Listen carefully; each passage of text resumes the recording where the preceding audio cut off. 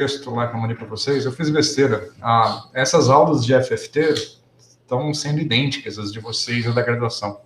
Eu podia ter avisado vocês para vocês assistirem a aula junto com a da graduação, se o horário fosse bom. Que é a mesma coisa. A parte de fundamentos é igual, né? Depois, a parte de aplicações, que a gente vai ver coisas diferentes. Bom, mas vamos lá, então.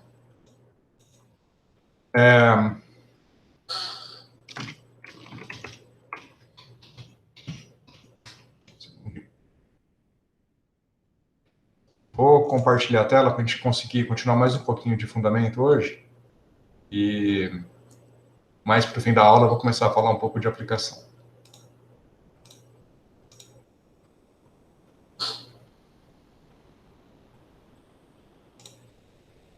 Antes de eu começar, vocês têm alguma dúvida, os que entraram agora?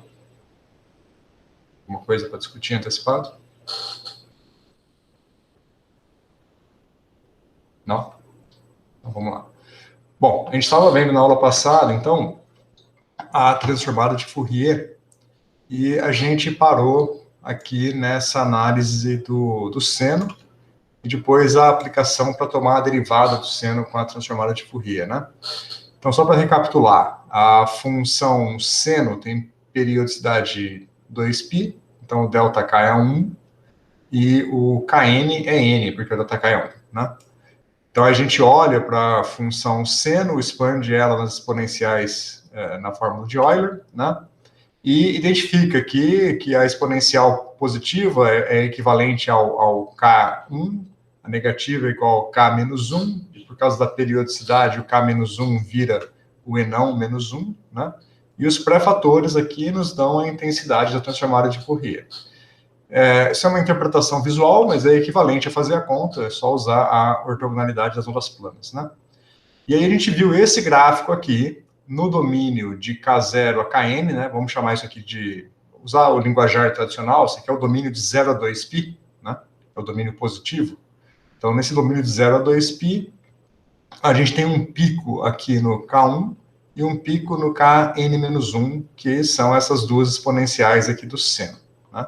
Aqui a gente analisou a periodicidade. Bom, aí a gente tentou fazer o seguinte, a gente tentou pegar e usar uma das propriedades da transformada de Fourier, que é a propriedade da derivada, que se G é a derivada de f, a transformada de G é IK vezes a transformada de f. Tá. Bom, no caso, se o f é o seno, o f' vai ser o cosseno. Então, se eu fizer essa mesma expansão em ondas planas, o cosseno vai ficar meio de EIX mais meio de E menos IX. Fazendo a mesma análise aqui da série de Fourier, a exponencial positiva é o K1, então vai ter um pico meio em K1, e em Kn-1, que corresponde a esse ponto por causa da periodicidade, vai ter um pico meio também em N-1. Isso é o que eu espero da transformada do cosseno. Então, se a regra da derivada da transformada de Fourier vale, então o que eu espero ver aqui é que se eu pegar o f, que é o seno, transformar o seno, ou seja, pegar essa transformada que é do seno e multiplicar por IK, eu vou obter esta figura aqui. Ou seja, só recapitulando, esta transformada que a gente fez na mão aqui, multiplicada por IK, tem que dar esta daqui. E é aqui que entra o problema da escolha do domínio de 0 a 2π ou do domínio de menos π a π. Perceba o seguinte, ó. Lembra que o K é N, né? Kn é igual a N por causa da nossa escolha de periodicidades, né? Então, se eu pegar esta função aqui e multiplicar por IK, bom, primeira coisa, vamos ver, o I com I dá menos 1, então esse cara fica positivo, I com I dá menos 1, esse cara fica negativo. Então, aqui eu tinha um negócio que era puramente imaginário, por causa desse I multiplicando aqui vai ficar puramente real, e esse cara vai ficar positivo, esse vai ficar negativo. Imediatamente a gente já vê um problema, porque aqui eu esperava 2 picos positivos. E aqui eu estou vendo que esse vai ficar positivo e esse vai ficar negativo. Sacaram? Já tem um problema aqui, né? Outra coisa, de novo, o Kn é igual a N. Então, se eu pegar esse cara aqui e multiplicar por Kn, a intensidade não só vai ficar positiva, mas aqui é 1, então vai continuar meio. Tá? Então, menos I sobre 2 vezes IK1 vai dar meio. Então, este cara aqui está correto. Esse deu certinho o que a gente esperava. Agora, este cara aqui, bom, além do sinal estar errado, né, é o Kn-1. Lá no nosso exemplo que a gente tinha feito no Python, que eu vou voltar lá já, o N era 10. Então, N-1 é 9. Então, esse cara aqui, I sobre 2 vezes K9 é 9, né? Então, I sobre 2 vezes I vezes 9 vai dar menos 9 meios, certo? Então, além de ficar negativo, que está errado, a intensidade vai dar 9 meios, menos 9 meios, né? Bem longe do 1 meio. Vai dar 9 meios, dá quase 2, né? Então, bastante errado. Isso é um problema crítico aqui na nossa transformação. Vamos ver isso aqui no Python rapidinho. Tá aqui, eu já tinha executado, mas só recapitular o código. Então, importei as bibliotecas. Então, vou definir o número de pontos igual a 10. Vou definir o tamanho da periodicidade 2π, o delta x L sobre N, o delta K 2π L, 2π sobre L, e o K máximo 2π sobre delta x, tudo compatível com a teoria que a gente tinha feito lá na aula passada. Aqui eu defini o eixo x de 0 a N, sem incluir o último ponto. Aqui eu defini o eixo K de 0 a K máximo, sem incluir o último ponto, e é aqui que está o problema. Essa definição não é adequada. Tá? Então, só para avisar. É aqui que a gente vai consertar depois. Isso não é correto. Aí eu peguei e defini o seno, a transformada do seno em G. Acho que as letras F e G estão trocadas com relação à minha anotação no tablet, tá? Baguncei um pouco aqui. Mas aí peguei a transformada do seno, multipliquei por IK e apliquei a inversa. E aí vamos ver os gráficos, tá? Vamos lá. Então tá aqui, ó. Temos o seno, beleza? Parte real, parte imaginária é 0, só a parte real aqui. A transformada do seno está certa, um pico em menos meio em K igual a 1 e mais meio em K igual a 9. Agora, quando eu multiplico por IK, daqui para cá eu multipliquei por IK. Então é o que eu falei, né? Esse pico virou positivo porque multiplicou por I e ficou real. Lembrando que eu estou usando laranja para a parte imaginária e azul para a parte real. Então virou real e o pico está lá em meio, correto, esse pico está legal. E este pico aqui que estava em meio ficou negativo e está lá, a intensidade ficou lá em menos 9 meios, que está quase 5, né? Então este pico está errado, ele deveria ser um pico positivo e igual a meio, né? E, bom, quando você pega esse cara que está errado e faz a transformada inversa dele, também vai dar errado, né? Aqui não tem cara de... Até tem uma cara de cosseno, mas a intensidade está de mais ou menos 5 e tem parte real e parte imaginária. Totalmente errado. Ok. Então, qual é o problema aqui? Quem já assistiu a aula de ontem, a aula antecipada que eu mandei da graduação, não responde, tá? Quero que vocês me ajudem, né? Ou a gente já viu, na verdade, né? Na aula de vocês eu cheguei a falar. O senhor falou isso na última aula. Já falei, né? Então, o problema é o eixo K. Vamos recapitular só. Então, o eixo K está aqui. O problema é que a definição padrão, né? Se meu sistema fosse contínuo, com um período L igual a infinito, eu poderia usar o domínio de menos ou mais infinito para definir a função HK igual a K como a linha preta e não teria muito problema. É uma função identidade trivial. Agora, como a gente está no domínio de 0 a 2π, ou de 0 a kn, a função, por causa da periodicidade, toma essa forma. A forma laranja aqui, que é a forma dente de serra positiva, né? Então, aqui ela vale 1 e aqui ela vale 9. Então, esse é o problema. Agora, a gente quer criar um sistema que é periódico e é ímpar, né? A função laranja não é ímpar.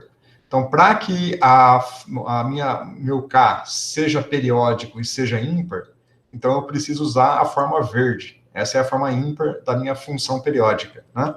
Então, ela é uma reta comum, normal, mas no domínio de menos π a π, ou de menos kn sobre 2 até kn sobre 2. Né? Mas no linguajar a gente fala de menos π a π. E aí lá em π ela tem uma descontinuidade e volta a ser o dente de serra. Então vocês veem que agora aqui ela vale 1 e aqui ela vale menos 1, porque o nosso n é 10, né? Então aqui ela vai valer menos 1. Então se eu multiplico esse cara por 1 e por i, ele vai ficar igual a meio. Se eu multiplico esse cara por i, ele fica menos meio, mas se eu multiplico por menos 1, volta a ser meio. Então essa estrutura verde aqui corrige esse problema para que a derivada fique com a estrutura correta. E uma vez que eu defino o meu k, um vetor k no Python, como sendo essa linha verde, com essa descontinuidade aqui, qualquer função que eu construir usando esse vetor k vai naturalmente satisfazer esse critério corretamente. Tá? Então, a questão é como que eu construo esse vetor k no Python. Vamos lá. Bom, para isso, a gente vai esquecer essa definição aqui. Tá? E, bom, vamos deixar ela só por um segundo para eu fazer um gráfico aqui. Eu vou fazer um plot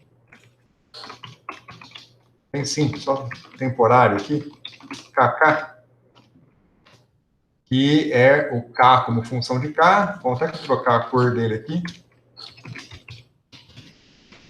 que é a nossa linha preta aqui do tablet, né? Assim, é a linha preta aqui das minhas anotações. Só no domínio, eu estou pegando essa linha preta, mas só no domínio de 0 a 2π, né? Que é o que eu tenho aqui, de 0 a 9 ou de 0 a 10, que é esse domínio aqui dessa região. É a função preta ou a laranja, que são iguais nesse domínio. Agora, para eu construir a função verde, eu poderia fazer na mão, né, manipulando o vetor, mas o FFT, o pacote FFT, já vem com uma ferramenta para isso. Perdão, gente, não deu tempo de desligar o microfone. Então, eu vou chamar de KS temporariamente só para fazer o gráfico. Depois eu vou trocar por K de volta. Eu tenho um comando aqui que é o fft.ft-frec, que ele já constrói para a gente o vetor com a descontinuidade. Tá? A única coisa que eu tenho que passar aqui é a intensidade desse vetor. Então, vamos só olhar aqui. Que quando eu chamo esse comando, ó, ele cria um vetor que começa 0, 0.1, 0.2, até 0.4, que é a metade do caminho, e depois ali vai de 0, começa e volta ao negativo, né? Menos 0.5, menos 0.4, 0.3, 0.2, menos 0.1. Então ele já constrói isso daqui. Mas a intensidade não tá correta, né? Eu tenho que passar.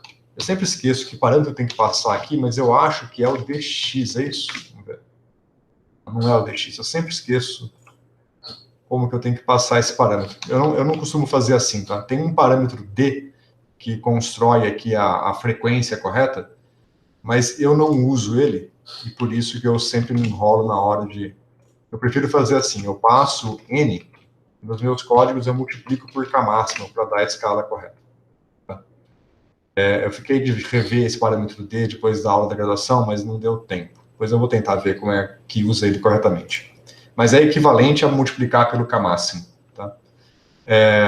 Ele te dá basicamente a escala do espaço K correta. Então é o número de pontos e o K máximo. Aí vocês veem que vai certinho, né? 0, 1, 2, 3, 4, aí cai para menos 5, menos 4, menos 3. Lembrando que o nosso delta K é 1. Então a separação dos pontos aqui tem que ser 1.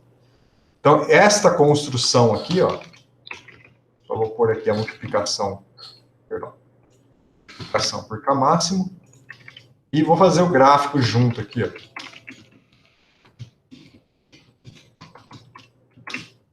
Olha lá, o gráfico, na metade do caminho, ele quebra para baixo porque é descontínuo. A descontinuidade também é inclinada aqui porque o número de pontos está pequeno, né? Lembrando que aqui eu estou plotando poucos pontos. Então não dá para... É perfeita a descontinuidade. Se eu aumentar o número de pontos, aí vocês veem o negócio quebrado, bonitinho, igual tá aqui.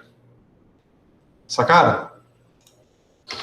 Então, este FFT-frec é o truque para você construir o espaço K automaticamente da forma correta. Então, com isso, agora só vou trocar aqui, vou tirar esse K que a gente não vai usar e vou pôr o KS corretamente, né? Perdão, tirar o KS, deixar o K. Então, agora, estou definindo o seno, transformando o seno. Agora eu multiplico por IK, mas agora eu estou multiplicando pelo IK correto. Então, essa estrutura aqui deve dar para a gente a transformada adequada. Olha lá.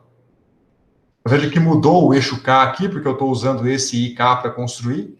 Então, ele está usando de 0 a 5, ele está pegando esses pontos aqui. E a segunda metade ele está transformando de menos 5 a menos 1. De quebra, aquele pico que estava aqui em 9 voltou para menos 1, tá aqui, certo? Porque eu shiftei o espaço, né? Troquei os intervalos adequadamente.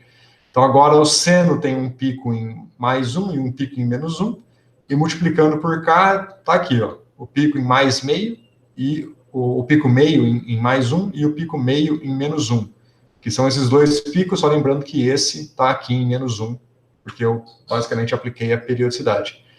E agora, a transformada inversa, está aqui, ó, o cosseno, está com poucos pontos, mas é o cosseno bonitinho. Sacaram? Vou aumentar o número de pontos só para a gente ver esse gráfico mais precisamente. Aí eu vou aproveitar e colocar o limite de menos 5 aqui, 5, para ficar mais fácil de visualizar. Aí, certinho. O seno, bem descrito, e o cosseno, também bem descrito, e as suas transformadas corretas. Sacaram como é que é a construção, gente? Tudo bem? Alguma dúvida aqui?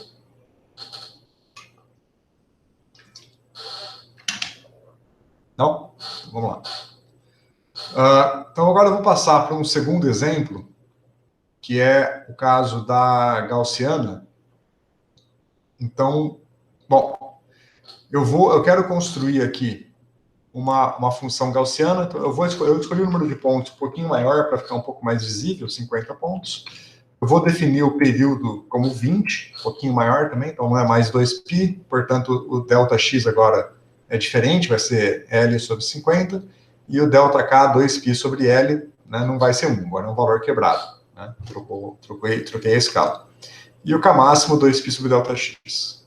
Bom, o espaço X eu vou definir entre menos L sobre 2 e L sobre 2, e o espaço K eu vou usar a mesma função que eu tinha usado lá, só trocar aqui mais esperto, esse aqui é o próprio K máximo. K máximo. E aqui eu vou definir uma gaussiana de largura 1. Então, L igual a 1, exponencial de menos x sobre L ao quadrado sobre 2. Então, uma gaussiana de largura 1.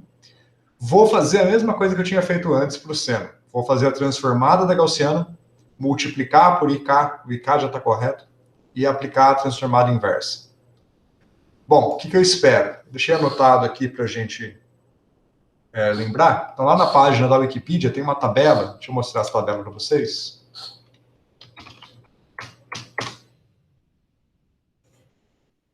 Na página da Wikipedia aqui da transformada de Fourier, se vocês descerem no índice aqui, tem aqui ó, seção 11, não, perdão. Seção 15, tabelas de transformadas importantes. Então, tem várias tabelas aqui, ó. Deixa eu maximizar um pouco, depois eu volto. Eu maximizo, ele se perde.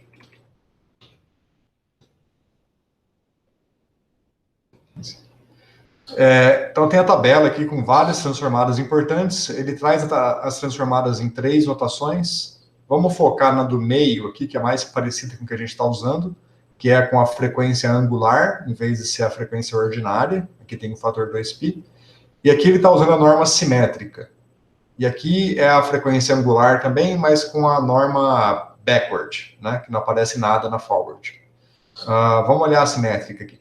Tanto faz, tá? A norma só vai afetar em alguns casos. Então, só vamos olhar genericamente e depois a questão da norma tem que olhar caso a caso para não errar. Então, aqui ele faz o seguinte, ó, só para entender a tabela, ele tem primeiro aqui a função que vai ser transformada. Nesse caso, é uma combinação linear de f e g. E aí, a transformada é uma combinação linear das transformadas.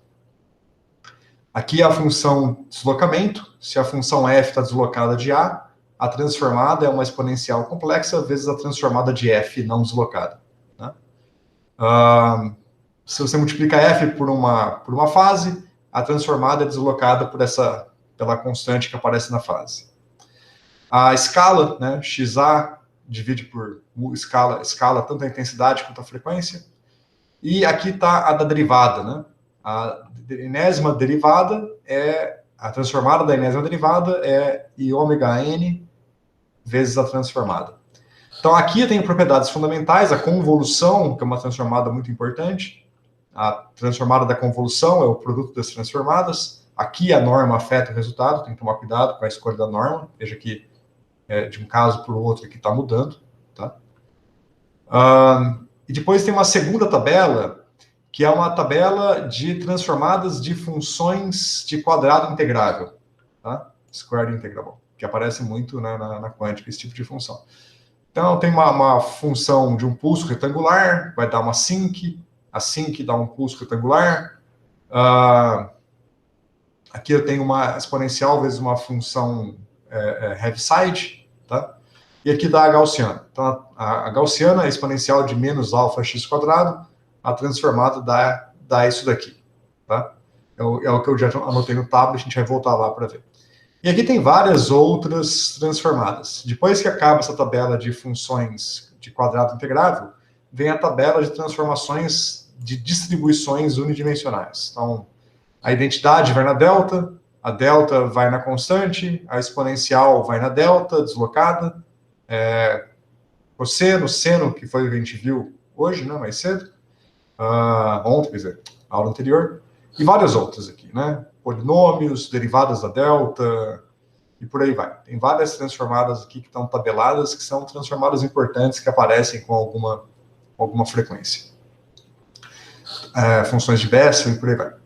Então, aqui eu peguei o caso da transformada da gaussiana. Então, eu vou usar a gaussiana neste formato aqui, exponencial de menos x quadrado sobre 2L quadrado, e a transformada dela, então, dá L sobre exponencial de menos L quadrado, K quadrado sobre 2. Comparando com a Wikipedia, lá na Wikipedia a exponencial está com alfa, e comparando com a minha notação, o alfa vale 1 sobre 2L quadrado. Tá? Se você quiser comparar. Bom, então o que eu espero? Eu espero o seguinte, eu tenho uma gaussiana no espaço X, quando eu transformar, eu espero ver uma gaussiana no espaço K. Perceba que a gaussiana no espaço X é uma função puramente real, e a gaussiana no espaço K também é uma função puramente real. A largura da gaussiana no espaço real é L, a largura da gaussiana no espaço K é 1 sobre L. Tá? Então, se eu aumento a largura num espaço, eu diminuo no outro. Já a gente volta nisso. Por enquanto, vamos ver aqui deu nossa conta. Então, beleza. Né? Defini a gaussiana, calculei a transformada, multipliquei por IK e apliquei a inversa. Então, o que eu espero ver é a gaussiana e a derivada da gaussiana no resultado, e na transformada espero ver isso daqui. Então, vamos rodar aqui. Deixa eu ver se está tudo certo no código. Tá. Vamos lá. Olha só. Olha só para o painel da esquerda por um segundo. Aqui eu tenho a gaussiana, certinho, está com um número razoável de pontos, está mais ou menos bem descrita. E aqui eu tenho a derivada da gaussiana, que é bem o que eu espero, né? Positivo, 0 no centro e negativo depois. E confiem em mim, eu já verifiquei, essa derivada está correta. Tá com a forma exata aqui, tá bonitinho. Agora, aqui tem um problema, né? Isso daqui deveria ser a transformada da gaussiana. Que deveria ser isso daqui. Tá correto? O que está errado? Visualmente, o que vocês percebem que está falhando aqui, que não está legal?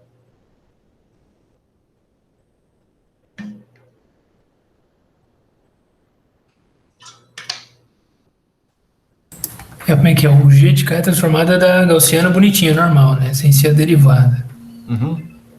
Essa aqui. Era para dar tudo positivo, né? Em princípio... Sim. Era para dar uma deformação da primeira, essencialmente, né? Uma deformação contínua da primeira. Tudo positivo. Não só isso, né? Mas o meu... não sei se eu falei aqui, o L é 1. Né? Eu rodei com L igual a 1. Então, quando L igual a 1, essa função é idêntica a essa, só muda o eixo. Né? Só trocar x por k. Então, essa curva aqui tinha que ser idêntica a essa daqui. Tá, por que tem essa oscilação? A gente está oscilando, né? É um ponto para cima ou para baixo, para cima ou para baixo, para cima ou para baixo. Tem uma oscilação. Por que será? De novo, quem já assistiu a aula já viu a resposta. Mas a maioria não assistiu aqui. Então, vamos deixar vou dar um segundinho aqui para ver se a gente entende o que está acontecendo. Tem alguma coisa na minha construção que não é compatível com a teoria, com os fundamentos que eu apresentei na aula passada. Eu vou deixar aberto aqui a resposta na cara, ver se alguém percebe. Então, isso aqui são os fundamentos. Está aqui no tablet. Dá para ler? Então, isso é o que a gente implementou. É o que está implementado no FFT, dentro do NumPy, e é o que a gente discutiu. Agora, tem alguma coisa nas nossas escolhas aqui que não é compatível com o que foi feito aqui. É o período? Não, o período está certo. O período... Volta lá para o seu código lá, porque eu não lembro o que você fez. Obrigado. Período L está bem definido. Mas tem alguma escolha aqui que não está adequada. Olhando para os gráficos aqui, para esses dois caras, deve dar para... Ah, sim, o X, né? Você definiu o X simétrico dessa vez. Exato. Deixa eu ir para o gráfico que eu acho mais fácil. A minha gaussiana está definida no intervalo de menos 10 a 10. Né? No intervalo simétrico. Enquanto toda a construção que a gente fez foi no intervalo de 0 a L. Então, será que essa origem do sistema de coordenadas tem algum papel? Tem, né? Perceba o seguinte, quando a gente fez aqui, olha para o código. Bom, aqui tem as definições fundamentais, né? Aqui eu defini a gaussiana. Mas no momento que eu defini a gaussiana, essa gaussiana é um vetor que me dá o valor dela em cada ponto. Mas não tem uma identificação de quem é o eixo X exatamente, né? Esse vetor G construído assim, com esse X simétrico, se eu definisse um X, se eu trocasse esse X e definisse um X de 0 a L, e trocasse aqui esse X que está aqui por X menos L sobre 2, eu vou ter uma gaussiana, só que agora vai ser a mesma gaussiana, só que agora ela vai estar centrada em L sobre 2, ao invés de estar centrada em 0. Mas o vetor G, o valor do vetor G em cada ponto, do ponto 1, 2, 3, não do ponto X igual a 0, X igual a 1, no ponto de índice 0, no ponto de índice 1, índice 2, índice 3, esse vetor G construído assim é idêntico ao vetor G construído do outro jeito. Vamos deixar mais claro, vamos fazer assim, ó, vou fazer um código separado aqui, ó.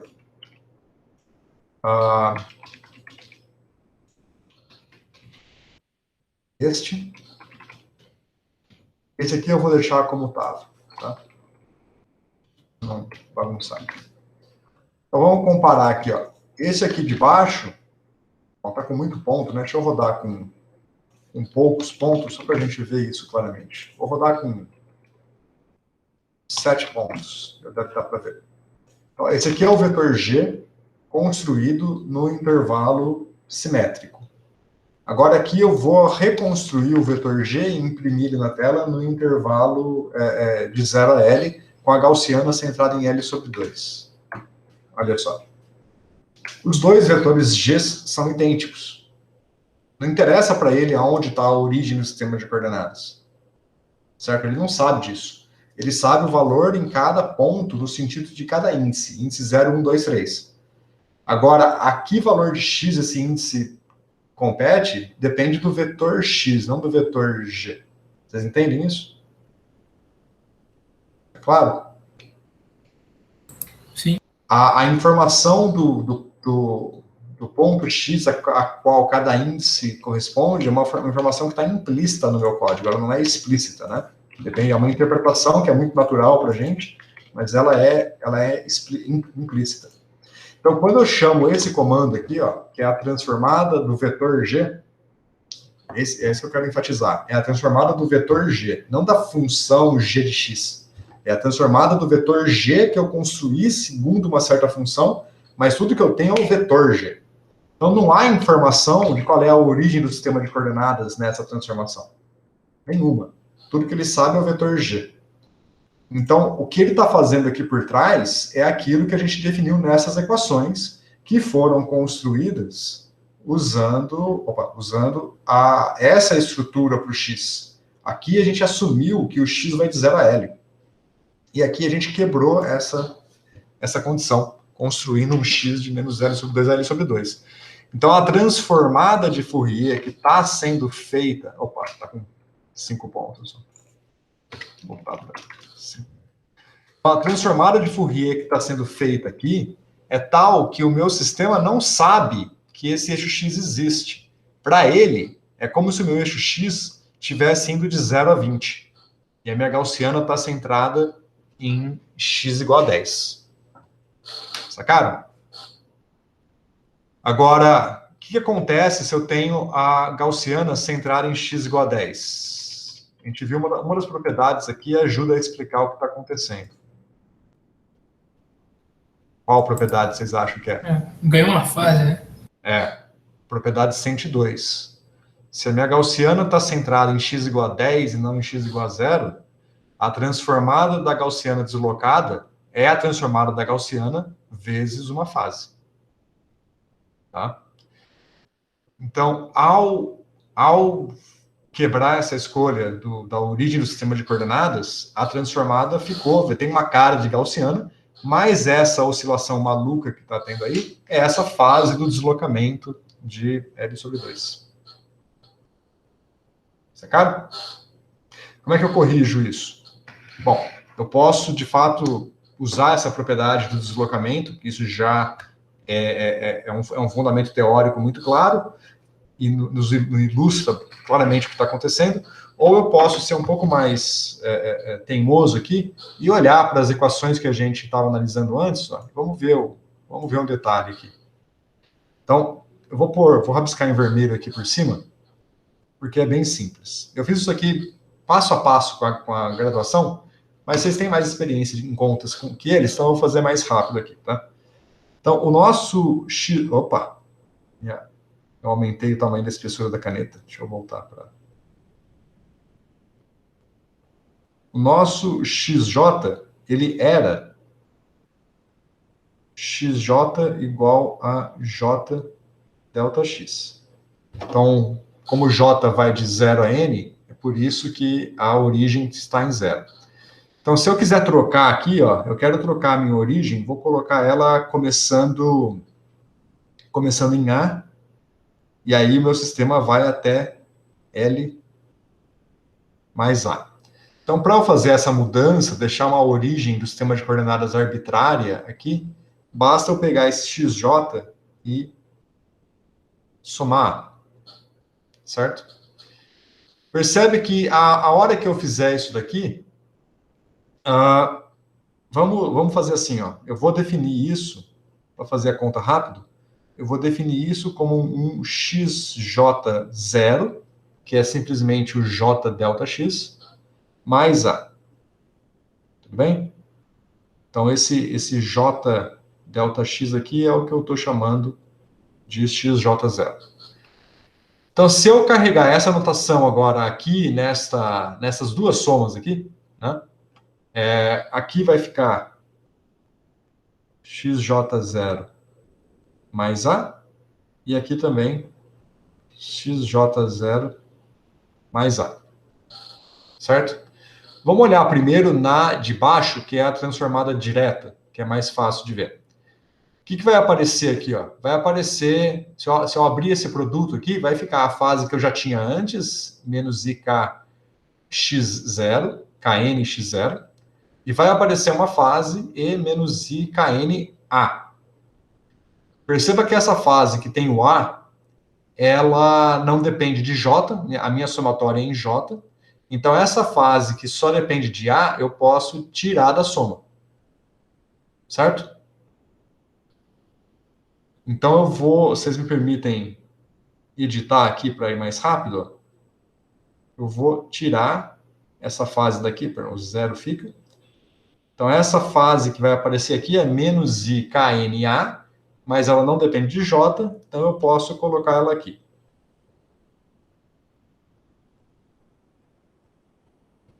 Certo? Ou seja, a transformada a transformação de Fourier que eu quero é o que está em azul, que é a transformação de Fourier que a gente já tem, que é a que o FFT faz. Eu só tenho que pegar ela e multiplicar por uma fase. Isso deve consertar o meu problema. E a fase é essa daí, né? EIKA, menos IKA. Só que aí você tem que multiplicar pela conjugada, né? Para consertar, não? Não, não. A transformada de Fourier que eu quero é essa daqui, é com a fase A, é com A, né? Então eu tenho que pegar a já existente e multiplicar por esse cara aqui. Certo? Porque isso aqui o FFT já nos dá. E o que eu quero é isso vezes isso. Então, de fato, eu vou pegar o azul, que é o FFT, e multiplicar por esse cara para obter o que eu quero. Sacou? Não sei. Vou pensar, pode deixar. Eu vou pensar. Prossiga. Não tem problema, pode prosseguir. Não, veja, o que eu quero é o FN, eu quero essa expressão, eu quero isso daqui. Eu quero exatamente essa expressão. E o Python já nos dá o que está em azul. Então, se eu quero isso... Sim, mas ele está fazendo a conta com o x shiftado, né? Ele já está fazendo a conta. Tá aqui, o x que você passou é shiftado. Não. Ele tá fazendo a conta com o x de 0 a L. Ele acha que é 0 a L, ele não sabe que está shiftado. Então, tá aqui, ó. Esse é o x de 0 a L, que é o x0. Então, o Python está fazendo o que está em azul. Isso aqui. Aí eu multiplico por esse cara. Você vai ver que vai funcionar. Então, aqui eu vou definir essa fase.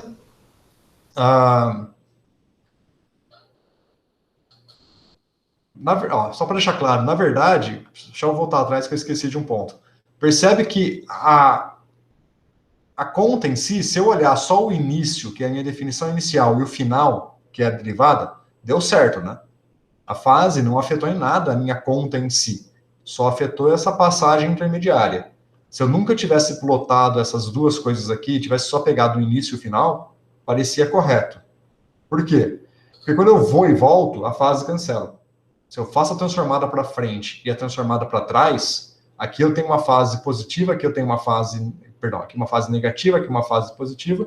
Então, quando eu faço a ida e a volta, a fase cancela e a conta dá certo, tá? Desde que eu faça os dois caminhos. Essa fase só vai ser importante quando eu for fazer a conta numa direção só. Eu tenho uma função no espaço real, eu quero transformar ela para o espaço recíproco e eu vou fazer várias contas do espaço recíproco que dependem da expressão correta, né? Aí, nessa situação, a fase vai ser importante. Ou o contrário, eu tenho a função no espaço recíproco, analiticamente, calculei de alguma forma, vou fazer alguma conta com ela e tenho que depois fazer a transformada inversa. Aí eu tenho que corrigir a fase também. Então, quando eu vou numa direção só, é importante eu corrigir a fase. Quando eu faço operações desse tipo, que eu fico indo e voltando, a fase vai cancelar sempre. Tá? Então, é só tomar esse cuidado, porque ficar corrigindo a fase custa um pouco de tempo computacional. Então, você nem sempre vai querer ficar corrigindo.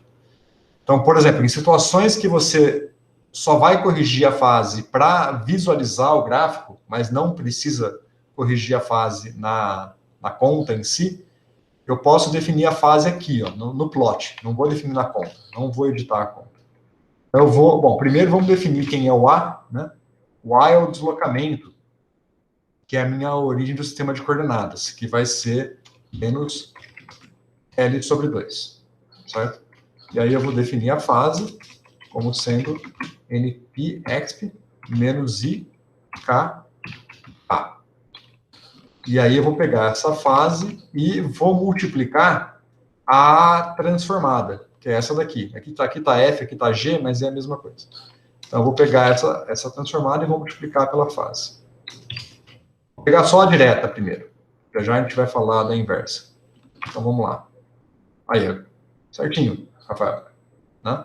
Aqui eu tenho uma gaussiana, aqui eu tenho exatamente a mesma gaussiana. Bom, exatamente a mesma não é, porque a norma está afetando aqui, né? Tem que escolher a norma forward, né? Se eu colocar aqui a norma forward... Pois isso aí é magia negra para mim, porque Pelo que eu estou entendendo na nossa construção, o seu XJ0, aí Não, pera. no tablet, você pressupõe que ele está começando em zero. E o X que você passa para a transformada é. Ah, mas aí que tá. Agora eu entendi a sutileza. Quando você passa para ele transformar, você passa só o vetor F, né? Você não passa o X que ele tem que usar. Ah, a minha Exato. confusão era essa. Beleza. Essa é a confusão comum, porque o X é sempre implícito. O que ele está usando de X aqui é a nossa definição em verde. O X aqui é sempre verdinho. Ele sabe do delta X, através do delta K, ele sabe do delta X, né? Mas o X em si ele não sabe, a origem ele não sabe. Beleza? Perfeito. Ok. Professor, eu Então, tenho uma pergunta, é mais a fins de gráfico mesmo, porque quando a gente não fez a correção da fase, ele deu como se tivesse espelhado para baixo assim também. Então, meio que tem uma relação aí. Essa relação vai ser sempre quando você não corrige a fase? Dá um espelho para baixo assim, ou algo do tipo? não é que é um espelho para baixo, é que a fase, lembra, não é só uma fase, não é só um número a fase, né? A fase é um vetor que depende de K. Então, isso daqui, você abre e vai dar um cosseno e um seno, né? Na verdade, esse cara aqui. Se eu fizer o gráfico da fase, K,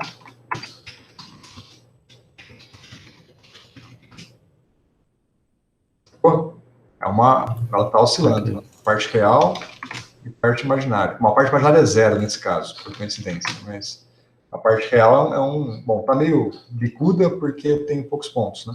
Mas é basicamente um seno aí oscilando.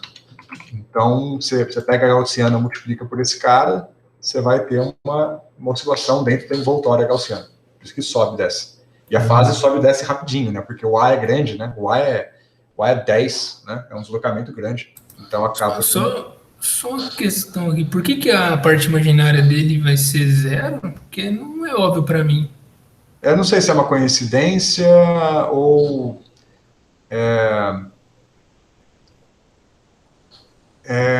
vamos pensar, porque o K... Vou escrever aqui para lembrar, peraí.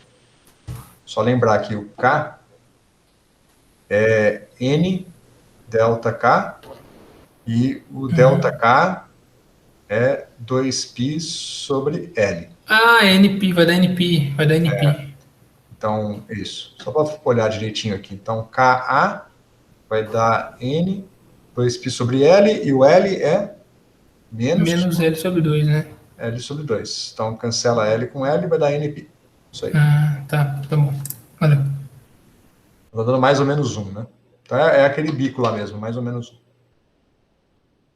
Certo? Então, esta é a fase que a gente usa para corrigir a transformada direta, que a gente fez aqui, né? Agora, para transformar a inversa, bom, a gente pode transformar a inversa também, só tomar um pouquinho de cuidado nesse cara aqui. Ah, não, perdão, desculpa. Deixa eu só, antes de fazer a transformada inversa, deixa eu só corrigir a fase também aqui, neste cara aqui, né?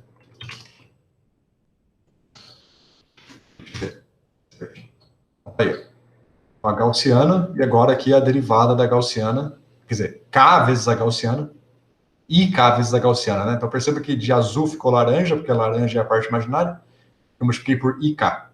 E ficou aqui, ó, negativo, positivo, bonitinho. E aí a transformada dá esse cara aqui, certinho. Beleza. Agora, de novo, isso aqui, eu coloco a fase aqui nos plots quando a fase não afeta a minha conta. E eu tenho que... Bom, não é óbvio quando vai afetar a conta ou não. Tem que tomar um pouquinho de cuidado para entender o seu problema. Nas aplicações isso vai ficando mais claro depois. Quando que eu preciso corrigir a fase durante a conta ou não. Tá? Por exemplo, o Rafael deve usar split operator no trabalho, né? Ou não? Você não faz split operator? Sim. Então, no split operator, você... Bom, depende de como é que você faz o split operator, mas se você faz com a equação de Schrödinger no espaço real, você fica fazendo transformadas de Fourier da função de onda do espaço x para o k, do k para o x, para fazer evolução temporal. E neste caso, como a gente faz a transformada para lá e para cá o tempo inteiro, a fase sempre cancela. Então, no Split Operator, por exemplo, você não está nem aí para essa fase. Só se quiser fazer o gráfico para visualizar alguma coisa. Tá? Ela sempre vai cancelar. Agora, vamos supor que eu estou numa situação em que a fase vai afetar o meu resultado. Eu vou fazer alguma conta no espaço K, na qual essa fase tem que estar correta, senão vai introduzir alguma coisa explode nas minhas contas. Então, aí eu vou tirar a fase aqui do gráfico, vou levar lá ela para a conta em si. Vamos ver o que muda. Então, primeiro, só vou trazer a definição dela aqui para cima e vamos ver nas contas o que eu vou ter que fazer aqui. Bom, na transformada direta, que a gente olhou primeiro, é fácil, né? Em azul eu tenho a transformada que o NumPy está fazendo, então eu tenho que basicamente pegar a transformada do NumPy e multiplicar pela fase. Então essa é a mais óbvia. Então tá aqui, ó. NumPy fez a transformada e depois que ele fez eu multiplico pela fase. Não tem segredo. Agora, na inversa, a gente tem que tomar um pouco de cuidado. Pelo seguinte, ó, eu vou apagar aqui, pois está gravado no vídeo. Perdão, o 0 fica. Então, veja que agora a fase vai ser IKNA, mas a soma é em N. Então, eu não posso tirar a fase da soma mais. Então, a fase vai aparecer aqui, né, como um EIKNA. Então, eu tenho que multiplicar a função pelo conjugado da fase antes de tomar a inversa. Então, aqui, na direta, eu tomo a transformada, depois multiplico pela fase. Na inversa, eu tenho que multiplicar antes. Mas como é o conjugado, e a exponencial, a inversa dela, é basicamente igual ao conjugado, eu vou dividir o f pela fase. Que é a mesma coisa que multiplicar pelo conjugado nesse caso, né? É mais fácil dividir. E aí vamos ver o que vai dar. Então, fiz a conta assim agora. Lembrando que eu não estou pondo a fase mais aqui no plot, só lá na conta. E, beleza, deu o mesmo resultado. Tá? Idêntico. A conta deu o resultado correto. E o plot já está correto porque a fase já está naturalmente incorporada. Sacaram? Legal. Eu tenho uma pergunta, só que Pode falar. é outra coisa. A gente consegue fazer a transformada correta da Heaviside usando o FFT? O que você quer dizer com correta? É porque a Heaviside tem uma pegadinha quando você vai fazer ela analiticamente. Aí eu não sei se tem um problema análogo de numérico. Eu não me lembro qual é a pegadinha da Heaviside. É porque se você fizer inocentemente, você esquece de uma delta na origem. Se você fizer, por exemplo, você mostrou aquela fórmula que é isso. Se você simplesmente botar aí A igual a zero, volta lá na Heaviside, exponencial de menos AX, U de X, 205. Aqui. Isso. Não, mas Se você inocentemente colocar A igual a zero, não dá a resposta correta. Vamos tentar. Tem uma delta na origem. Vamos tentar. Que vem da parte principal aqui, provavelmente, né? Exato. Então, exponencial de menos AX, U de X. Vamos pensar aqui. Eu vou copiar, só para não misturar aqui. Vou criar aqui um terceiro exemplo e copiar, tá?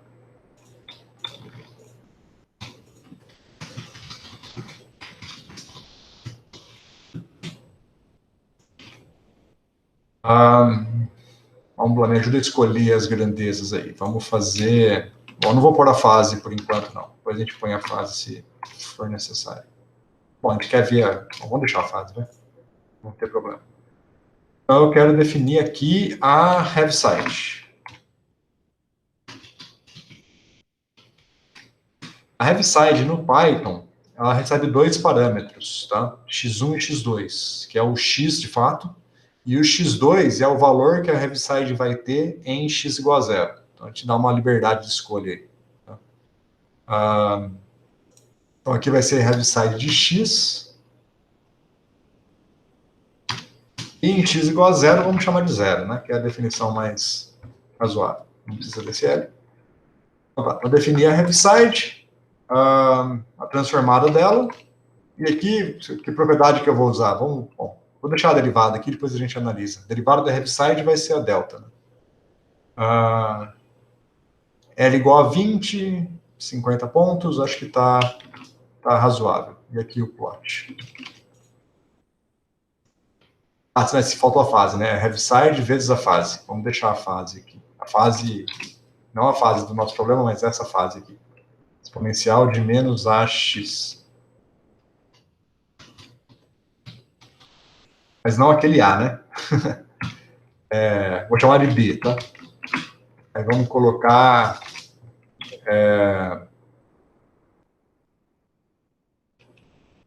lá, B igual a 1.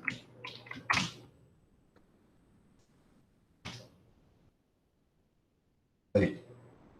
Me parece correto, né? A reciprocidade aqui parece razoável. Vamos fazer o gráfico. O problema, a gente pode ter um problema com a norma aqui, né? Mas vamos fazer o gráfico deste cara aqui.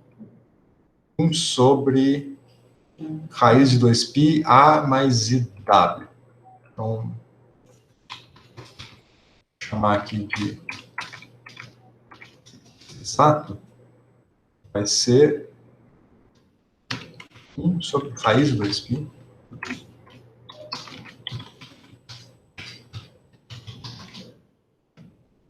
Vezes B mais JK, que é o nosso dado. Então, vamos plotar aqui.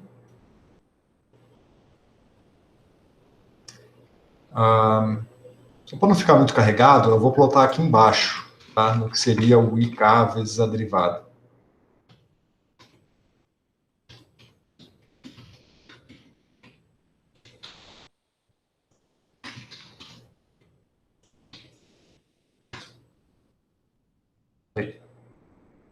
As intensidades estão diferentes, mas provavelmente é por causa da norma, tá? Se quiser acertar aí a intensidade, qual é a norma correta? É backward. Na verdade, aqui é o orto, né? Essa norma é o orto, que está aparecendo lá.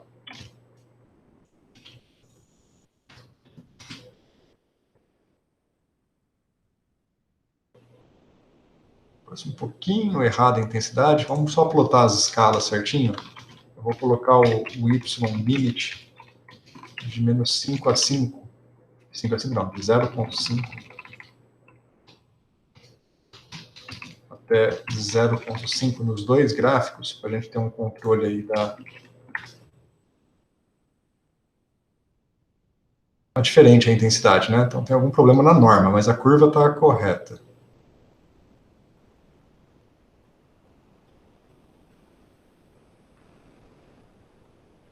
Não sei qual é o problema da norma, tá? Depois a gente vê isso. Agora, você fala que quando eu coloco igual a 0, vai dar um problema. Coloco B igual a 0, é isso?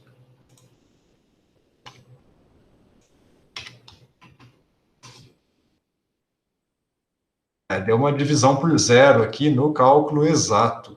Exato? Porque quando K é igual a 0, deu uma divergência aqui. Tá? Mas acho que está aqui, ó, tá vendo, Rafael? Essa curvinha azul aqui, ó, é a delta. Só tirar aqui o pau que deu aí foi no cálculo exato por causa do 0. Pô, que legal, olha lá a deltinha lá. Deu a delta, certinho. Não tem problema não. Muito legal. Muito bom. Obrigado. Beleza. Agora, a intensidade aqui, eu tô curioso. A norma não... Essa norma aqui é a norma orto. Tá certo? Né? Deixa eu olhar aqui. É a norma orto, raiz de 2π ali. Então, tem algum fator que está dando... Que é imprime direito, né? Raiz, então... Orto.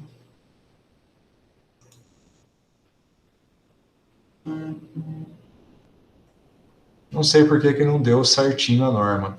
Eu vou dar uma olhada, calma. Não vou olhar agora não, porque senão a gente vai demorar, eu vou me enrolar aqui, tá? Depois eu vou olhar por que não deu a norma e aviso vocês. Não, beleza. Beleza, ok. E... what else? Ok. Bom, tá claro esse lance da fase, gente? Professor, só uma dúvida. Mas, assim, deveria aparecer essa fase naturalmente ou, tipo, para tornar o algoritmo mais rápido, eles retiraram? Não, é porque na maior parte dos casos a fase não importa, como eu falei aqui, né? Você vai e volta, não precisa.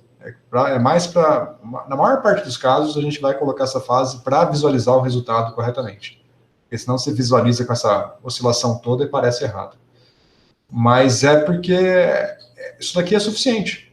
Se você escolhe uma definição mais simples possível, né? Então, a definição mais simples possível é você trabalhar sempre no domínio positivo, tanto no espaço X quanto no espaço K. Porque senão o algoritmo começa a ficar muito carregado, né? Você começa a ter muitas opções do usuário, e aí começa a enfiar if para lá e para cá, conta a mais para carregar, variável a mais sendo carregada, que começa a deixar o algoritmo mais lento. Então, para ser o mais eficiente possível, escolhe-se a definição mais simples, sem perda de generalidade, né? De novo, o que importa mesmo é o começo e o fim, e isso está correto. Tá, entendi. Então, é uma peculiaridade que a gente tem que saber, tem que conhecer, mas ela, na maior parte das vezes, vai ser só meramente questões de visualização dos resultados, na maior parte das vezes. Tá? Só não vou falar 100% das vezes, porque vai ter situações, a gente vai ver uma situação em que a gente quer a fase correta, porque a gente vai estar estruturando a nossa conta com base numa teoria e as duas coisas vão ter que conversar. Aí a fase tem que bater, a fase que está nos meus fundamentos teóricos tem que bater com a fase carregada aqui na FFT. Então, nessa situação, a gente tem que tomar um pouquinho de cuidado. Mas, no caso geral, quase sempre é só por questão de visualização. Ok? Beleza. Bom, o que mais que a gente tem para discutir? O senhor falou em split aí, eu lembrei. A gente vai ver dinâmica no curso? Aqui a gente vai fazer evolução? Eu não tinha colocado como plano, porque não tem muita aplicação de dinâmica em estado sólido. Né? Mas, se vocês quiserem ver alguma coisa, eu posso mostrar. Tem teoria das... Sempre tem, mas fundamentos. Estado sólido, comparando com o curso de estado sólido da graduação. Ou da pós-graduação, que seja. Nos fundamentos do estado sólido não tem muita aplicação. É porque eu vi lá no Wang, o Wang, né? Não sei se pronuncia o nome dele. Ele falou, tem um método lá que é a expansão de Chebyshev de operador unitário. Eu nunca tinha ouvido falar. E aí ele só coloca lá o resultado, não dá nenhuma referência. Sim, a expansão de Chebyshev, ela é... Geralmente a gente vai para escalar, né? Assim, faz expansão em função de Chebyshev, mas eu não vi a prova, né, de como que sai aquilo para um operador, assim, não me parece imediato, né? Isso é um tópico interessante, a gente pode tentar dar uma estudada com mais detalhes, porque a expansão de Chebyshev ela é fundamental para cálculos eficientes, mas não só para evolução temporal, para cálculo de densidade de estados, função espectral em geral, ela é o que a gente tem hoje de método mais eficiente para simular sistemas gigantescos. Ela é uma expansão muito, muito eficiente. Não, é formidável. Eu vi lá, assim, você faz com uma iteração o salto de tempo tipicamente grande e você consegue convergir o negócio. Com uma iteração, né? Ele é interessante. Mas não só isso, né? Para a função, eu acho que o mais... Bom, é que você está interessado com evolução temporal, mas para a função espectral, calcular matriz de densidade e traços dela com operadores... Sim, imagino. Entendi. É fantástico também. Tá. Ok. Bom, eu só ia comentar aqui, ó, o negócio da largura da gaussiana, que é uma propriedade fundamental, né? Aqui eu fiz a conta com a largura 1. Então, as duas gaussianas ficaram praticamente idênticas. Tá? A fase está errada aqui também. Então, uma coisa que eu tô... Bom, aqui era para ser orto, né, também. A fase que eu estou usando lá é orto. Mais perto, mas não deu 1. Era para dar 1 aqui. Depois eu vou rever. Só para chamar a atenção aqui. Então, se eu pego essa largura aqui e eu dobro ela, vou fazer a largura 2, A largura da gaussiana no espaço real agora é 2, no espaço recíproco ela é 1. Né? A propriedade fundamental aqui da gaussiana. Cadê a minha gaussiana? Aqui, né? Então, se a largura é L num espaço, é 1 sobre L no outro. Então, se eu aumento a largura aqui, eu diminuo aqui. No limite, se essa gaussiana for muito larga, por exemplo, uma onda plana, no espaço K vai ser um ponto só, né?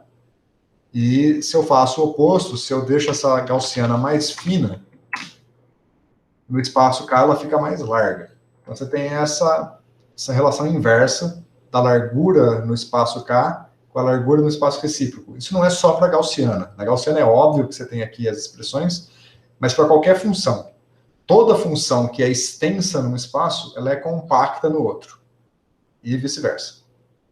Tá? Isso é importante para a gente fazer simulações, a gente escolher qual é o domínio que a gente vai trabalhar nos dois espaços. Então tem que ter sempre essa relação de inversas em mente. Tudo bem? Posso avançar para outro exemplo? Bom, eu fiz 2 exemplos, quer dizer, eu fiz um exemplo aqui só para ilustrar na aula de hoje, e para a próxima aula eu vou voltar. Bom, esse exemplo também é de estado sólido, que é a difração, né? Mas depois eu vou voltar para tópicos mais fundamentais de teoria. Eu acho que eu vou deixar para focar na teoria na aula que vem, tá? Para voltar para a equação de Schrödinger. Antes disso, é um tópico bem simples de estado sólido, que é a difração, né, em redes. Aqui eu calculei o espectro de difração do grafeno. Então, tem aqui uma rede do grafeno, e aqui o espectro de difração, que é um espaço hexagonal. Você vê que aqui o meu grafeno está rodado, então o meu espectro aqui está rodado também. Como é que eu fiz isso? Não sei se vocês lembram dos cursos de estado sólido, mas no limite de far field, né, de campo distante, o espectro de raio-x do grafeno, ou de qualquer rede cristalina, nada mais é do que a transformada de Fourier da própria rede. Aqui eu peguei uma imagem no Google, tá, para fazer isso daqui. Então, tem os pontinhos e tem as linhas. Então, essas linhas aqui estão aparecendo na transformada de Fourier também, aparecem umas barrinhas aqui que estão atrapalhando.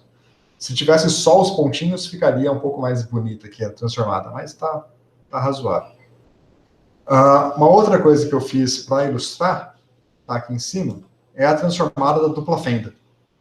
Então aqui eu tenho, em laranja, é a solução exata da fenda simples, então tem os picos de difração, e em azul é a transformada da dupla fenda, que aí tem os picos de interferência. Né? Você vê para dentro de cada bloco de difração, tem as interferências da dupla fenda. E aqui é a minha definição da dupla fenda.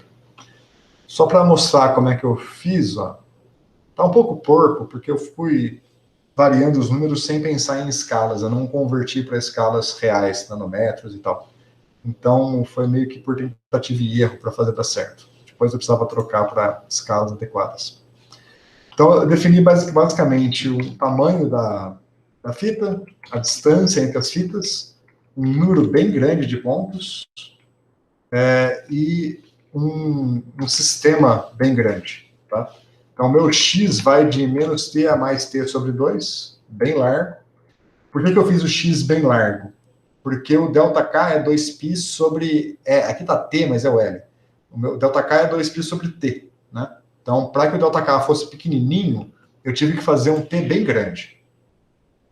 Mas para que o x fique bem definido também, eu tive que aumentar o n. Então, para que tudo fique bem compatível, bem ilustrado, eu tenho que usar um P grande e um N grande. O resto é basicamente o que a gente fez. Eu só usei aqui a função piecewise para construir as barreiras. Piecewise é uma função por partes, né? Então, basicamente, eu defino... Vamos fazer a barreira simples primeiro. Então, eu tenho aqui o eixo x. E aí, o seguinte...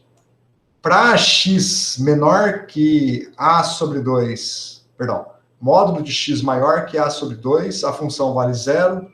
Para módulo de x menor que a sobre 2, ela vale 1. Então, aqui é basicamente as condições e os valores para cada condição. É uma função por partes, né?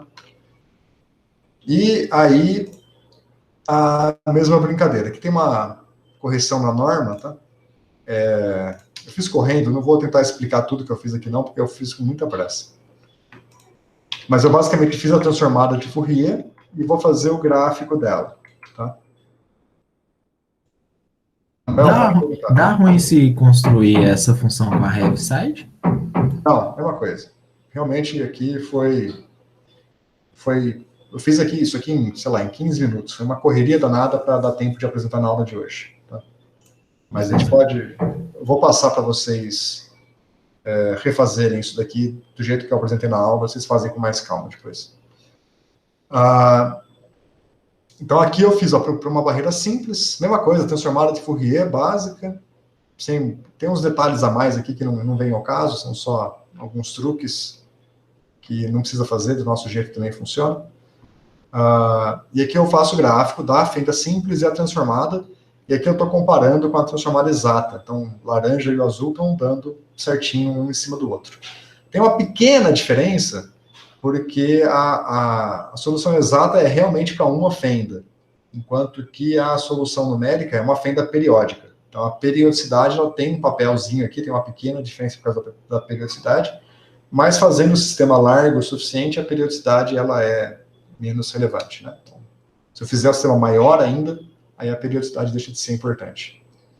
E aqui, para o caso da dupla fenda, eu defino a função piecewise com duas condições, e a transformada dá aí as franjas de interferência corretamente. Tá?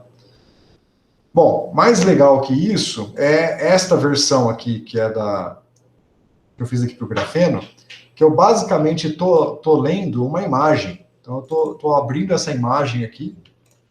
O zoom está muito... Tá ruim de ver, mas é uma imagem que eu peguei no Google do grafeno. E estou lendo essa imagem.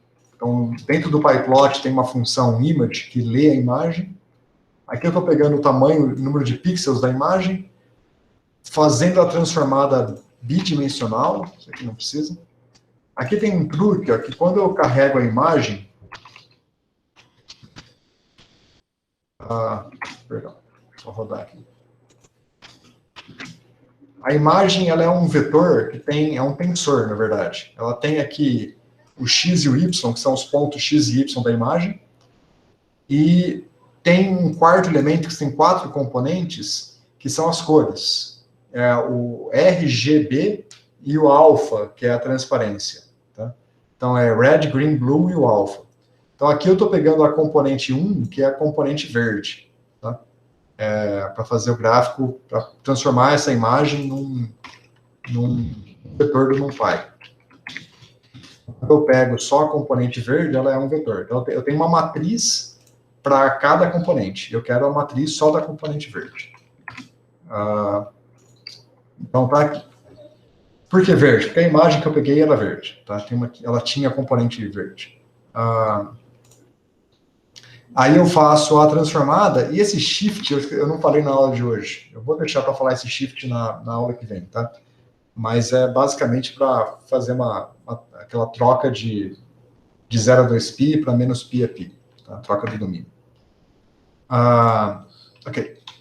E aqui eu estou plotando a imagem original e a transformada dela. Agora, o que eu fiz de interessante, ó. Deixa eu ver se eu consigo abrir aqui. Não. Esse arquivo aqui, eu deixei preparado vários exemplos.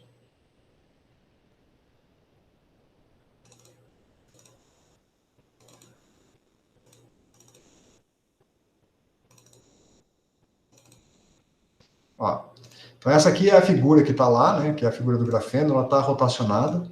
Eu vou tirar a rotação dela e salvar o PNG de novo. Aqui.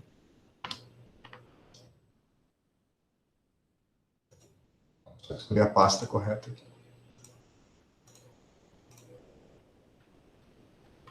Então agora eu vou refazer a transformada, só que agora a imagem não está rodada mais. Então, vocês veem que a transformação aqui mudou, não está mais rodado, mas dá para ver aqui, ó, que a... Deixa eu dar um zoom maior aqui. Agora então, a orientação está correta, e vocês veem que a rede do grafeno é uma rede hexagonal, e a transformada é uma rede triangular, né? Tem os triângulos aqui, ó, como elemento fundamental. Se pegar esses triângulos, você vê um hexágono aqui, mas é a composição de vários triângulos. Então, a rede triangular, que é a transformada da rede do grafeno, está claramente bem definida aqui. Sacaram? Essas linhas aqui que estão aparecendo, tal, é por causa das barrinhas que estão criando um ruído, e do formato do pontinho, que é uma bolinha, também cria uma estrutura aqui, né? O que mais que eu fiz? Eu posso tirar esse cara daqui e colocar a dupla fenda. Então, se eu colocar a dupla fenda, mas agora bidimensional, né? Eu consigo ver... acho que eu tenho que mudar o zoom aqui só.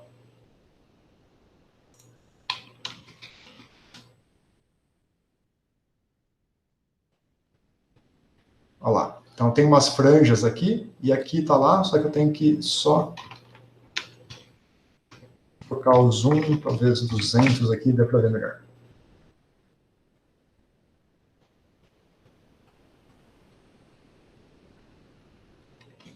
Deixa eu só centralizar. Porque se não está centrado, cria um probleminha de interferência também.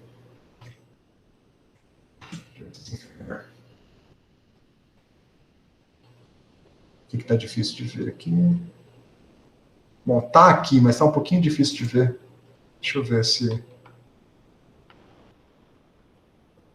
Eu testei ontem, estava mais fácil de ver. Talvez porque aqui quando eu fiz os testes iniciais, o zoom... Estava usando zooms diferentes. Eu pus o zoom igual nas duas direções, agora deve estar mais complicado. Deixa eu dar um zoom só em Y. Aí, ó. Dando zoom na direção só fica mais fácil de ver. Então aqui é o padrão de difração da dupla fenda, que é basicamente a mesma coisa que está aparecendo aqui. Tá? Ok. Vou pegar um outro mais fácil de visualizar. Se eu colocar a bolinha, de novo, deixa eu só centralizar para ficar fácil de enxergar. Estou centralizando só porque, como eu estou dando o zoom também aqui no centro. Então, se eu centralizo aqui, fica mais fácil de a gente ver a solução também no cálculo ali.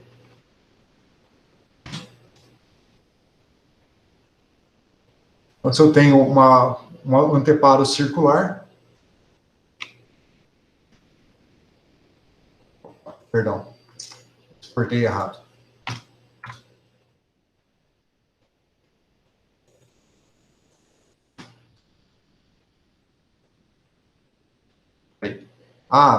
Perdão, estava ruim de ver porque eu tinha mudado a escala aqui, eu tinha esquecido, gente. Desculpa.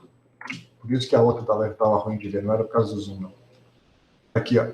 Então, o anteparo circular, eu tenho as franjas de Fresnel, né? De Fresnel, franjas de Poisson, né? O círculo de Poisson com uma intensidade máxima no centro, onde a luz não passa, né? Então, a transformada aqui bonitinha de Poisson. E a quadradinha também é interessante. Centralizar e exportar.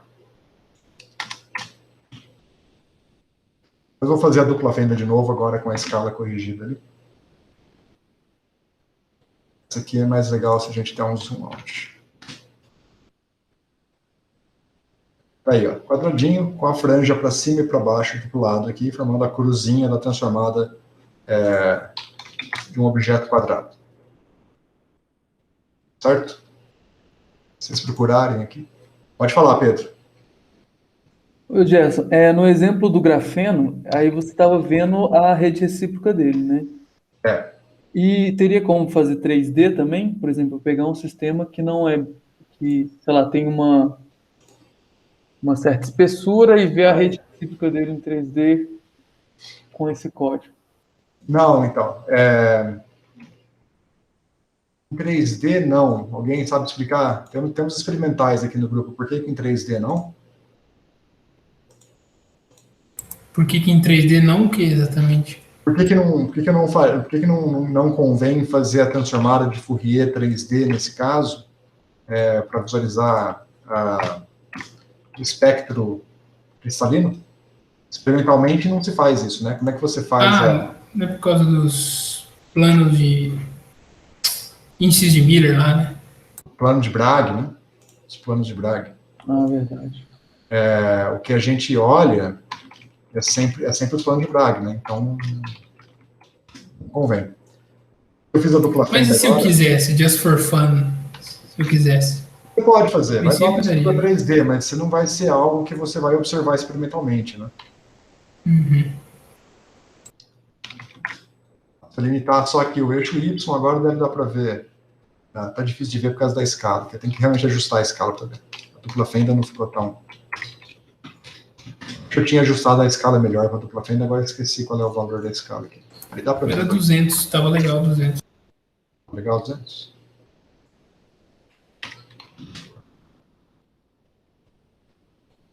Tem que mudar a escala aí você consegue ver. Essa é difícil de ver mesmo. Ontem eu usei algum parâmetro diferente, agora eu esqueci qual foi. E por último aqui tem a rede de difração. Mas enquanto eu coloco aqui, só responder o Pedro, experimentalmente quando você faz a difração, você joga a luz e observa a reflexão. Essa reflexão sempre é a reflexão de um plano. Então você sempre vê a transformada da superfície que você jogou a luz. Tá? Aqui a rede de difração, aí você tem os pontos da rede de difração bidimensional, né? Com as franjinhas. Mas, por exemplo, se você tem um experimento de espalhamento que você quer entender todas as colisões, seria interessante analisar a rede completa, né? Sim, mas aí você gira a amostra. Você vai analisar vários planos. Aí para Não. O que eu tô falando é... Peraí, talvez... É porque eu tô falando outra coisa, né? Você tem um evento, que é o espalhamento por um plano. Aí o que eu tô falando não, eu posso ter o espalhamento por aquele plano e aquela fóton que foi espalhado, aquele feixe, ele vai sofrer outros espalhamentos sucessivos. Uhum. Você entendeu? É como se fosse a folha fina do Rutherford, só que ela não fosse fina. Que eu não pudesse desprezar a estrutura. Aí talvez seria interessante olhar o que o Pedro está falando, né? Não, sim, mas isso está previsto, né? No teorema de Bragg você tem a interferência de vários planos. Se olhar... É que aí você faz o... É como se fosse uma superposição, né? Isso está previsto, mas você, para um evento, você sempre olha para a transformada do plano de Bragg. Tá? Sim, mas é porque... Então, aí tem outra questão que é... O espalhamento de Bragg pressupõe, se eu não me engano, um espalhamento elástico, né? Sim, mas bate com a teoria. Então, né? se você... Não, mas é o que eu tô falando. Se você quiser olhar eventos inelásticos, coisas que são fundamentalmente inelásticas, e aí você precisa ver todas as sucessivas espalhamentos. Bem, mas aí você vai para espectroscopia Raman, por exemplo, que vai considerar espalhamento por fónons e tem outras coisas. Aí não é uma transformada de Fourier. Espalhamento por raio-x, que é o que a gente está falando, que é o da teoria de Bragg, é a transformada de Fourier. Outros casos não vai ser. Se você colocar esse tipo de condição, já não vai ser meramente uma transformada de Fourier. Sim, entendi. Onde que está aqui? Capítulo que é? Aqui, ó. Capítulo 6, página 95.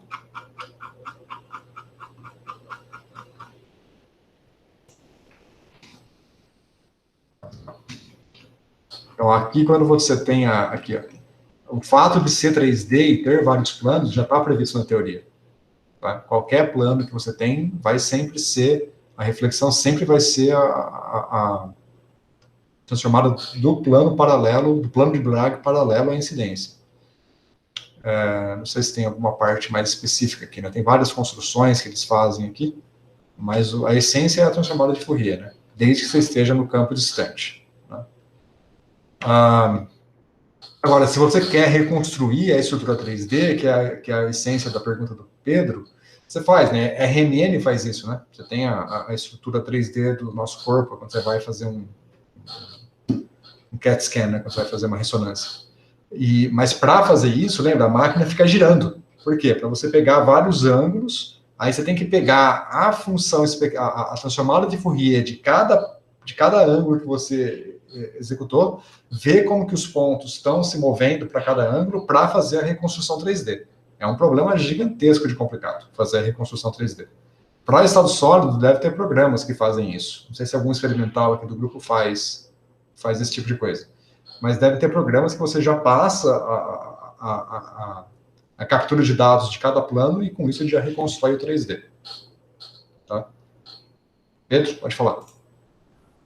Gerson, e aí, por exemplo, nesse código, então, se eu qualquer imagem que eu salvar, aí vai fazer tipo assim. Então, por exemplo, se eu pegar uma imagem lá do Vesta, uma vez que eu defini o plano de difração e dar um print na tela, ele vai conseguir fazer isso. Exato. Excluindo só a imagem. Sim, que é meramente uma transformada de Fourier. De preferência, aqui tá, veja, tem um tanto de ruído e tal, porque a minha figura ela não está periódica, né? Então, melhor, se você quiser fazer com uma imagem, é você construir a imagem garantindo que ela tenha periodicidade. Se pegar aqui o grafeno, que eu estava brincando, deixa eu tirar esse cara daqui.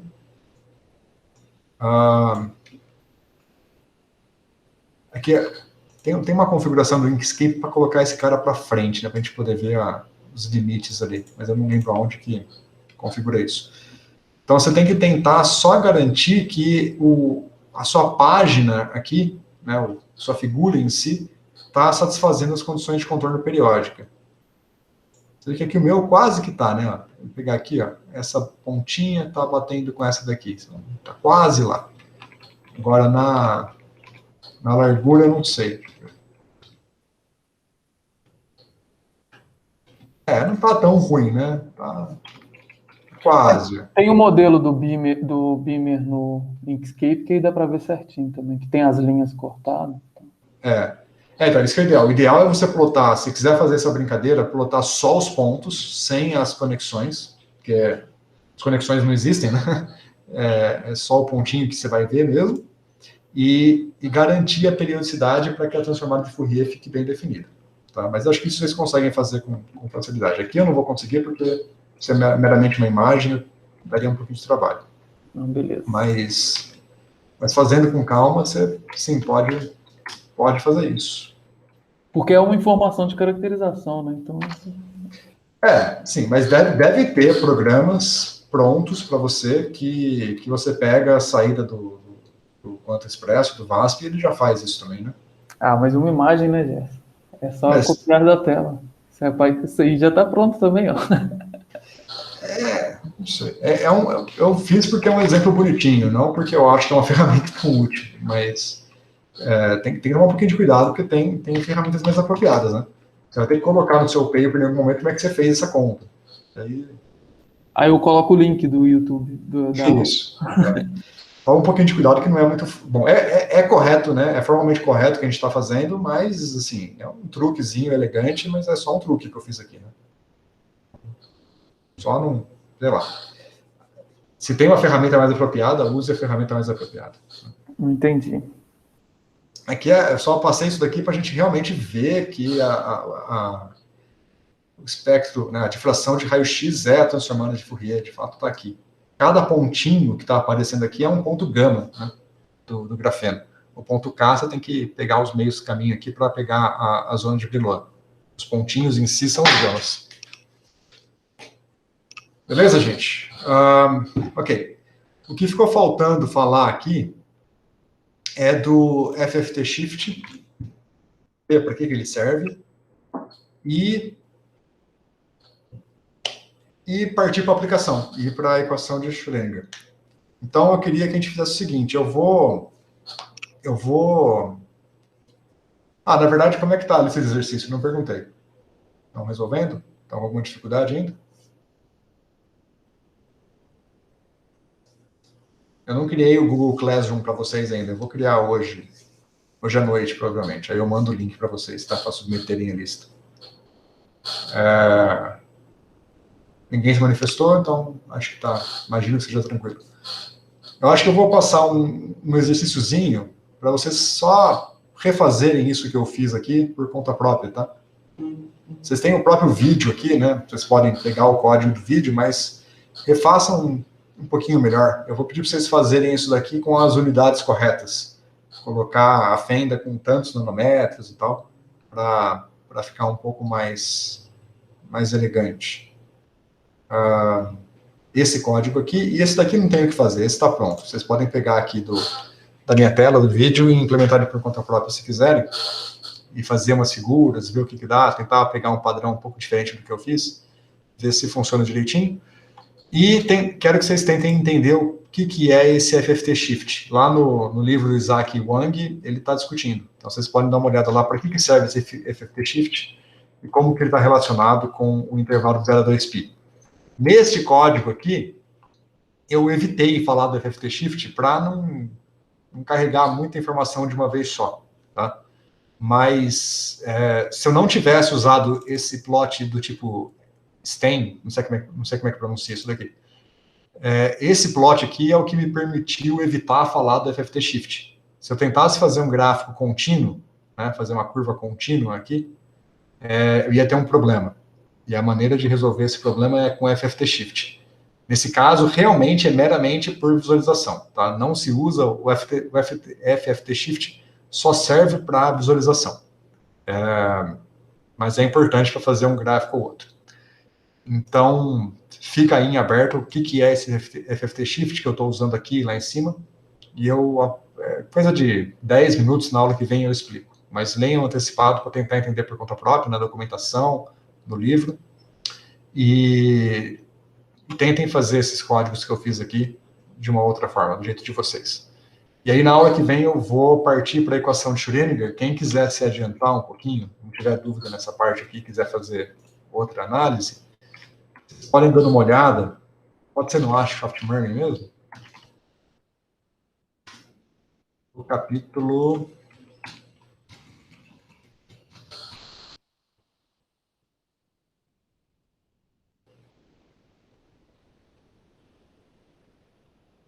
Qual capítulo? Acho que eu passei já. Aqui, capítulo 9. Elétrons num potencial fraco, tá? Talvez precise lembrar um pouquinho do capítulo 8, mas é basicamente o capítulo 9, na página 151.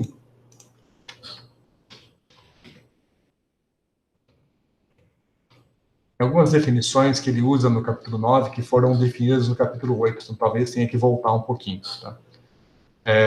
Mas, basicamente, entender esta equação aqui, ó, equação 9.2.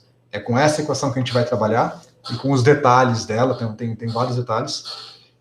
Veja que ela está no espaço K, né? Tem casinho e casão aqui. Não sei se o scan aqui está muito bom, mas tem casinho e casão. A nossa função de onda é uma expansão em ondas planas, então tem bastante coisa de transformada de Fourier por detrás aqui. Então a gente vai começar a estudar, de fato, um problema físico através desta equação aqui, que é para calcular a estrutura de bandas, e a gente vai fazer, basicamente, para começar, cadê? Bom, esse gráfico aqui, mas mais completo. Acho que ele tem aqui em algum lugar, não tem? Estou confundindo. Aqui. Vamos fazer esse gráfico aqui, tá? Que é o resultado do modelo de elétrons quase livres em uma dimensão. Em uma dimensão sempre vai ter essa cara, nunca vai mudar muito. E depois a gente vai fazer em duas dimensões e, obviamente, para o grafeno. Vou mostrar aqui rapidinho, esses eu já fiz. Aqui, ó.